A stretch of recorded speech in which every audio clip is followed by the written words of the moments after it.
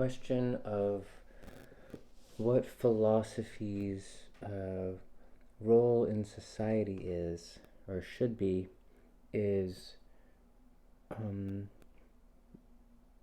possibly the most, I guess not most difficult, but like the ultimate uh, intrinsic blind spot for philosophy, because it seems to require um, to define philosophy.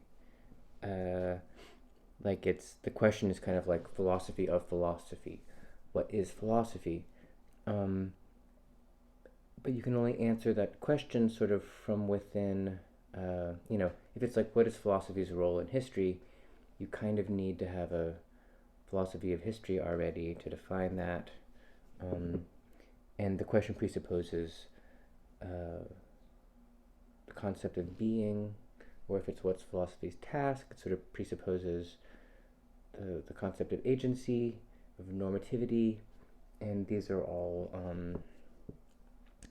kind of naive notions, uh, and it's like what should philosophy do? Philosophy is sort of supposed to figure that out through philosophy. Like what right do I have to decide what philosophy should do?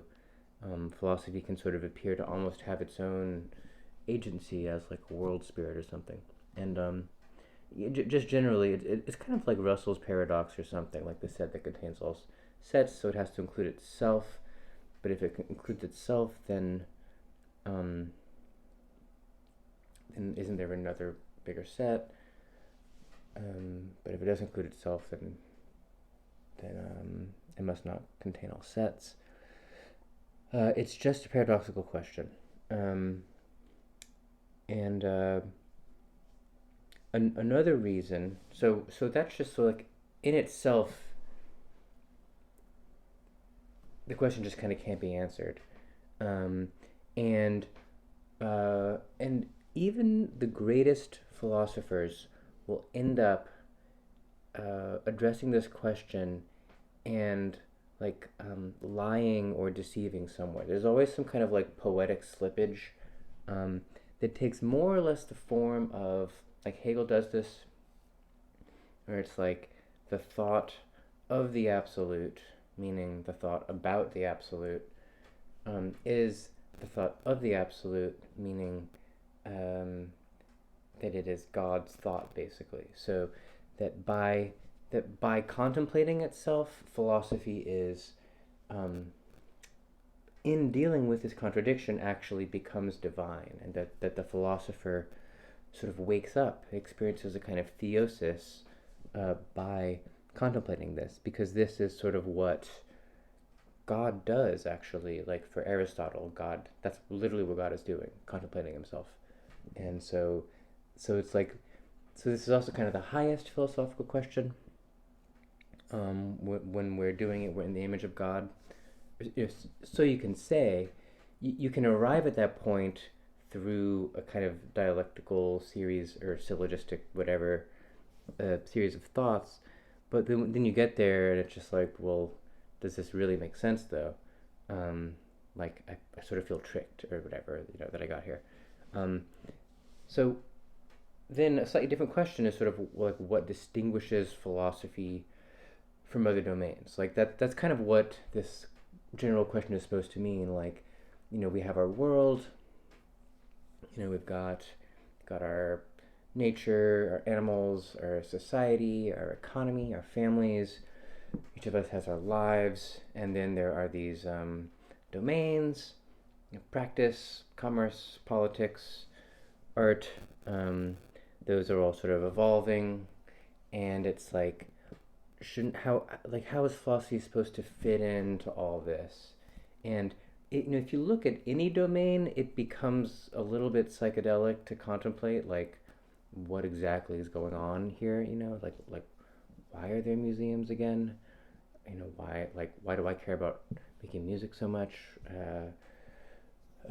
Is like you can do anything, like say you're running a business and it's like this is good for the world, it's helping the economy, and sort of I need to make a living, this kind of thing. But then there's that deeper question of like, but wait, why is this even happening? Why is this possibility even here? And is this really doing what I intend for it to be doing? So it's a difficult question for anything. Um, but then with philosophy, it's especially hard because there really are no fruits of philosophy that are obvious, and the distinction between philosophy and religion, for example, is not clear. You can you can choose to impose a distinction and define one, or you can find someone's definition of the distinction between them. Like, say, religion deals with supernatural things and philosophy doesn't, or something like that. Um, but usually it's just a distinction that someone kind of made up. And um, because philosophy ends up, when it goes into that rationalist mode, it usually ends up presupposing some sort of um, mystical force of history or something like that, um, without realizing it, or otherwise it restricts its scope so much that it's maybe not philosophy anymore because it's not contemplating the absolute. Um, and similar with art, it's like um, like books of philosophy are in some sense artworks. They're always personal. They're always um, there's some kind of unique gift that a philosopher has that they are kind of manifesting through their work, and it should sort of be cherished for that uniqueness in part. Um, but then you can't, you don't want to explain away the philosophy, as like the sort of result of someone's talents and um, experiences or whatever. It seems to sort of have a history that is building on itself in a direction in some kind of way. Um, and yeah, and kind of similar to science because even though we kind of have a clear sense that science, mathematics has proofs and science has experimental method, and so philosophy is different. It is addressed more towards questions and answers.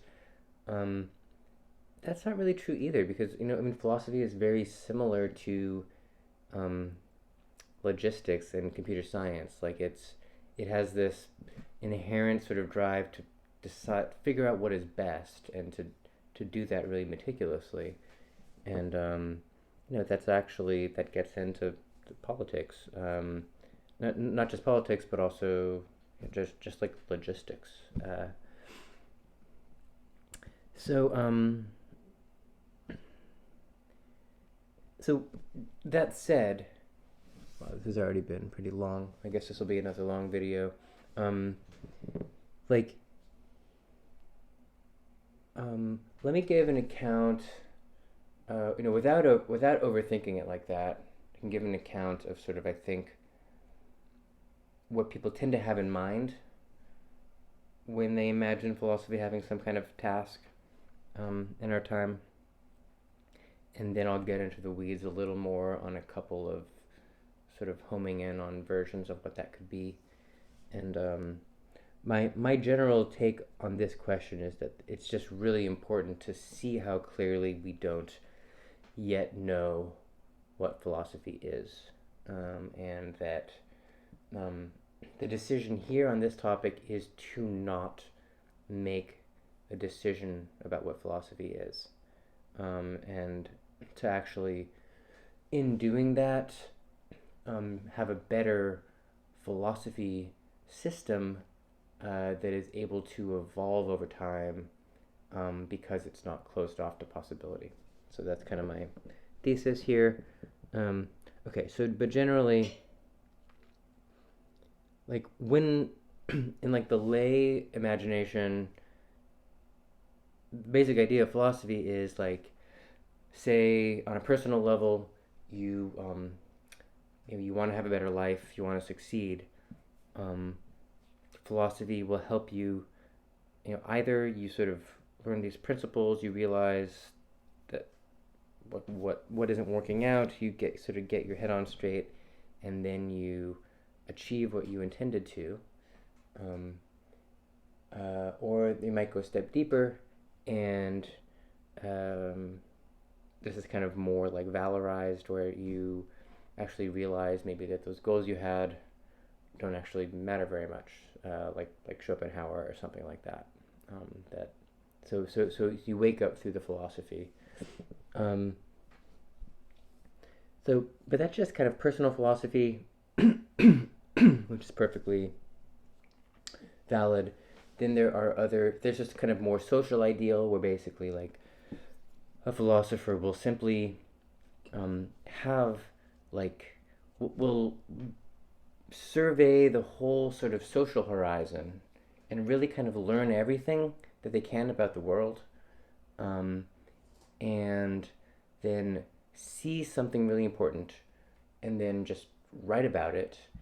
And then most people won't be able to understand, but then in the future, like a great man will come or something who will then actually execute that. And that has happened a couple times, like that's Marx. Marx is perhaps the most influential philosopher of all time because uh, his ideas were actually, executed. Um, and I think like Locke and people like that as well. Like you could say that maybe Nick Nietzsche, or Nietzsche's interpretation through Nick Land is now influencing all these um, Silicon Valley people, which is probably having as big of an effect as Marx. Um, and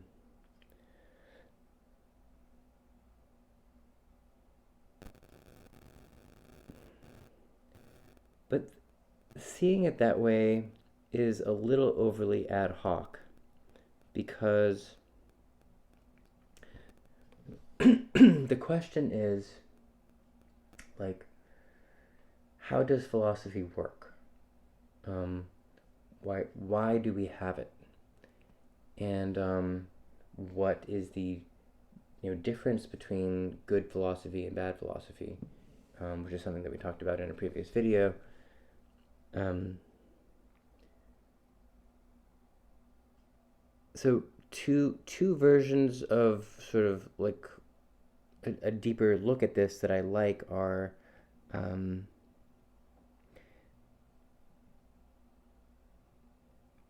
once you get into post-German idealism, there's this idea that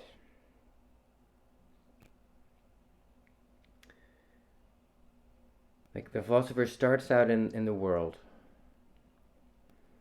which seems disordered, right? We're sort of thrown into all these different situations that we don't really understand. We have these imperatives that we didn't ask for. It seems to not add up. And then the work of philosophy can be to to be uniquely aimed at the absolute, which means the universal, which means all things. So I kind of already gestured at this, but by like learning about as much as possible, learning about art and the history of art, math and the history of math, science and the history of science, geopolitical history, psychology, the history of philosophy, the history of religion, just really by trying to learn about everything and gain a sort of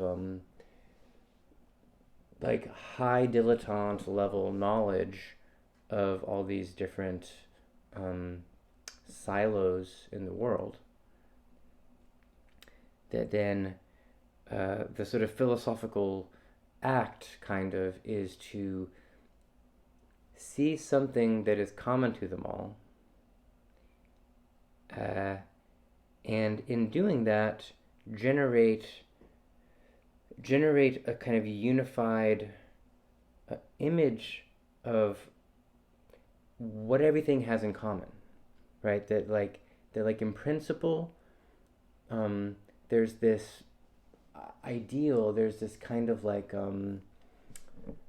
presupposition, sort of like, recollection is the way Plato would put it in philosophy, that like um, there must be some sort of way that things go, and maybe with each new generation we sort of reformulate exactly what that is, or maybe not. Maybe we discover it anew in a new way with every generation, but that it's like step one, sort of survey everything. Step two, have an insight that unifies them all in a relative way. Um, and that is actually metaphysics. So, like, that genes have a way that they evolve, and computer programs have a way that they work, and disciplines in history have a way that they evolve, or a single human being has a sort of course to their life where they grow. A seed turns into, like, that. There's this kind of um, logic of becoming that doesn't operate in exactly the same way in any one domain. Like, you would need to specify more about how exactly it works, the difference between how crystals develop versus how an embryo develops or something, but that there's something common to them all. So that's kind of like leaving Plato's cave, going up and seeing the sun, and then bringing down that kind of knowledge of how it all fits together from your sort of limited perspective, but still there's this universal quality. And then that can actually be useful to anyone in any of those domains, to motivate them to be asking the right questions, or be asking new questions, or be asking useful questions. And so there's this kind of like, there's this way up, and this is a pretty cosmic, mystical, like, this is kind of conceiving of philosophy as a kind of hermeticism, which Bergson and Deleuze are very explicit about, which Hegel does as well, but is not as explicit that he's doing it, where you sort of go from the many to the one, and then from the one you return, you go back into the cave, and that kind of you apply everything to the many. You offer it. Nietzsche has this too. You go up to the mountaintop, fill your cup, come back down, share it with the people, Zarathustra. And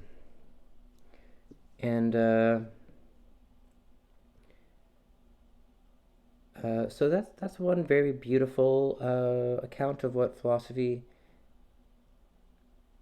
is and can be. It's very helpful to have that in mind when you're trying to understand Deleuze, because that is exactly what he is doing. And but because he's so unclear, or so elusive in his writing, it's very easy to miss the forest for the trees in that. But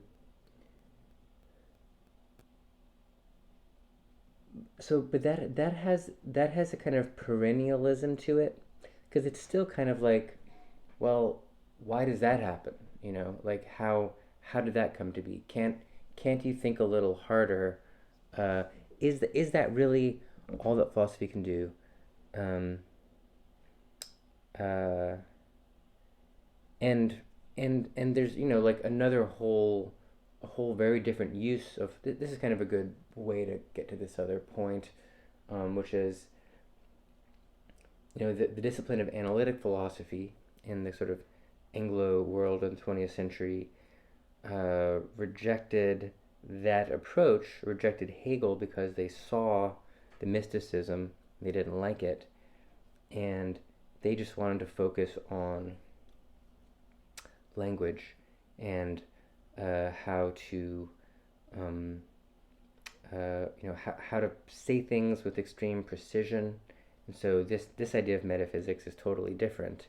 It's all about how deflationary of metaphysics can you make, and how perfect can the transmission be? How clearly can the communication go? And this project is very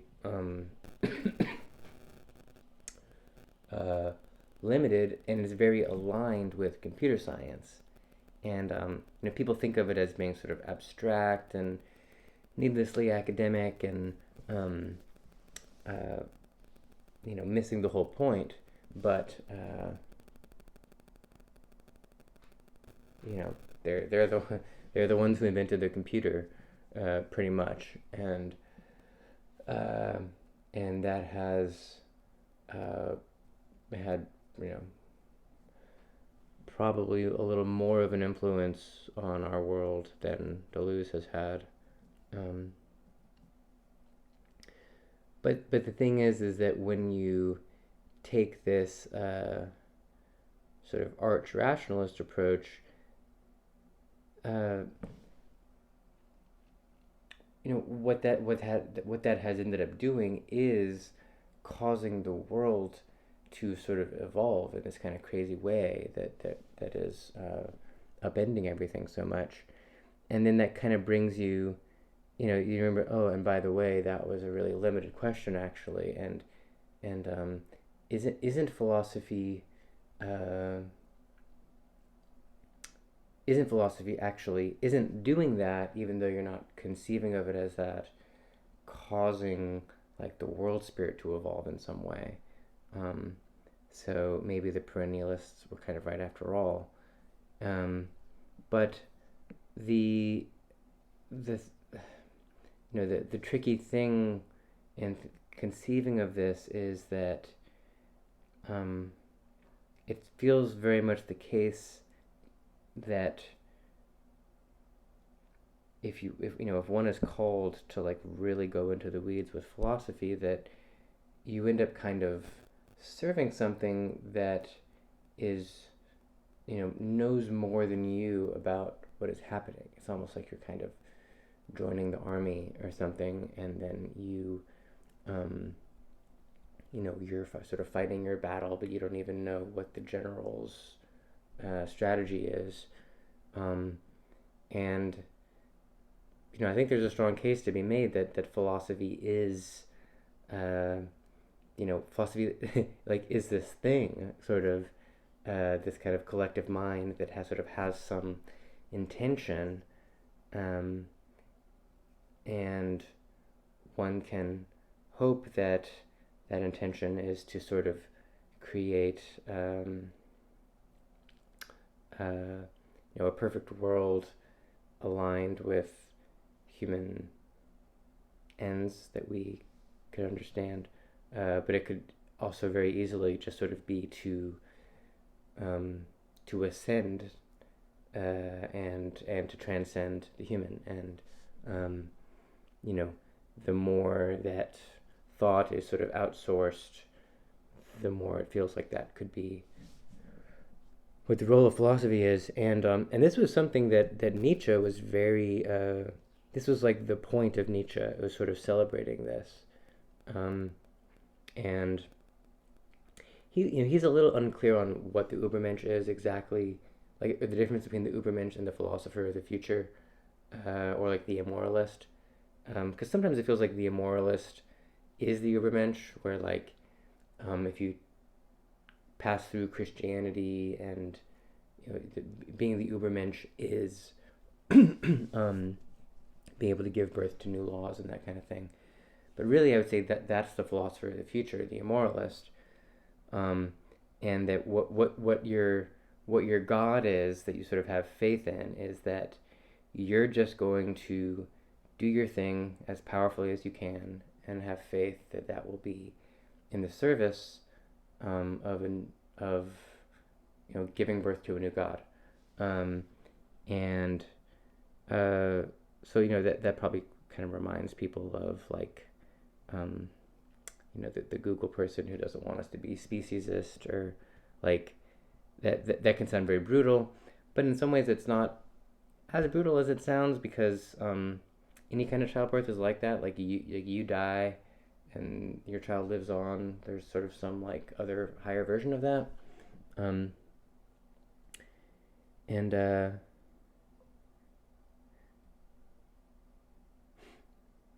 but you can a philosophers like that in the Nietzschean vein will lead you to that insight. Maybe I've said this in a recent video. I don't think maybe I wrote it somewhere. Maybe I tweeted about it. But like, they'll lead you to what feels like that insight, and then you get excited, and then you're like, yes, I'm a part of this process, and I've found the light, and this is my gnosis. Um, but like that, it could kind of be a trick, I guess. Like there, from a theistic perspective, whether it's Christian or Zoroastrian or whatever, it's like there are good forces and there are evil forces in the world.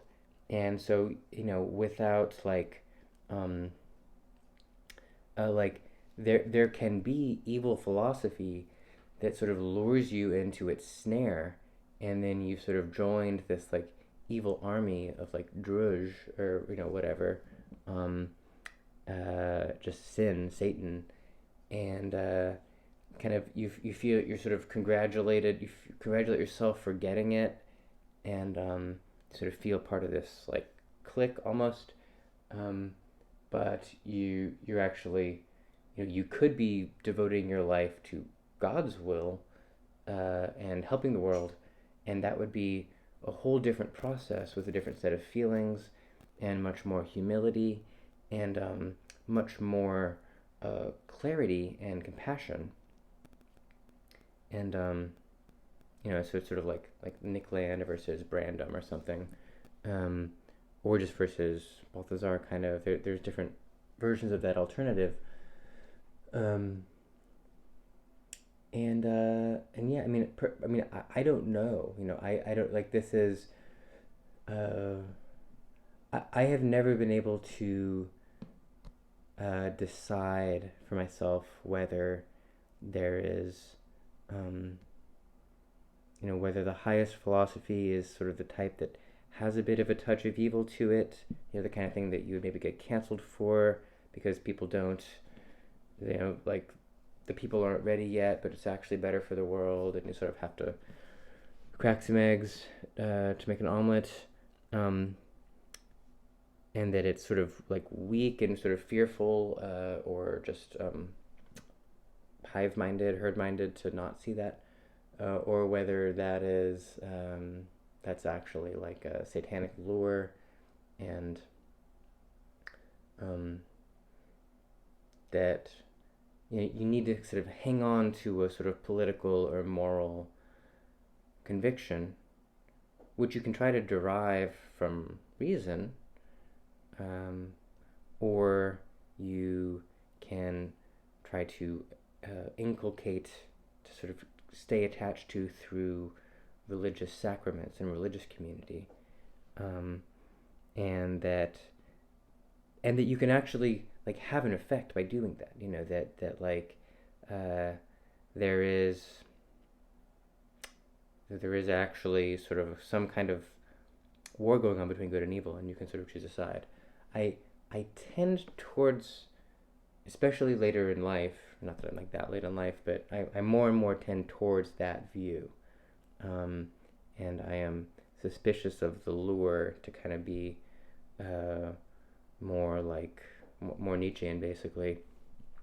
Um, but I simply don't know, and uh, so that's pretty much all I have to offer on this topic, really. Uh, but that's kind of why, that's part of why. That's a couple things I'll just say are that like that's part of why I like having a spiral cyclical philosophy, where the act of philosophizing is kind of continually renewed, and I feel like there's something healthy in keeping this space open of not being sure. And then of course I also am very interested in um, not treating philosophy. Okay, basically this is call this my point if you want, that by refusing to believe that philosophy really can answer this question of what it is, that shows that philosophy is not the absolute, that philosophy is not the thought of God, that God is thinking, or that if it is, it's only God's intellect, and that music is His will, and that art is His imagination, and so my sort of like speculative sort of practice is to be trying to do music, philosophy, and art in simultaneity, because like that would be bringing the Trinity. That would be sort of like being truly in the image of God, as best as I can tell, as best as I can scry. And that's something that I talk about a whole lot at the very end of the year with my theory of perichoresis. But I guess this question is sort of something that brings me to that. So yeah, the position is basically a kind of skepticism, sort of showing that philosophy cannot answer this question of what it is, and that any one answer, whether it's libidinal nihilist materialism, that is a false answer. It's interesting, fun, inspiring. Maybe some will choose it, but it is not true. Same thing with rationalism. You can't do, like, I was really into Finlay for a while, Jang and Finlay, and there's many philosophers who sort of they'll take you through this series of steps and then sort of prove by a series of contradictions that the world couldn't even exist unless it were headed towards a kind of more pagan fulfillment. So the first one is Gnostic, this one's pagan. But I also cannot accept the kind of dogmatic approach where you just say, all right, philosophy has an absolute limit, and on the other side there is dogma. You have to sort of awaken God consciousness through the sacraments, through scripture, through religious authority. I think it's important to emphasize that is a perfectly serious and respectable view that is no less intelligent, no less rigorous than these other much more popular views. But I am not able to commit to any of them, and I sort of seek I'm open to finding out more. I'm open to leaving the question open.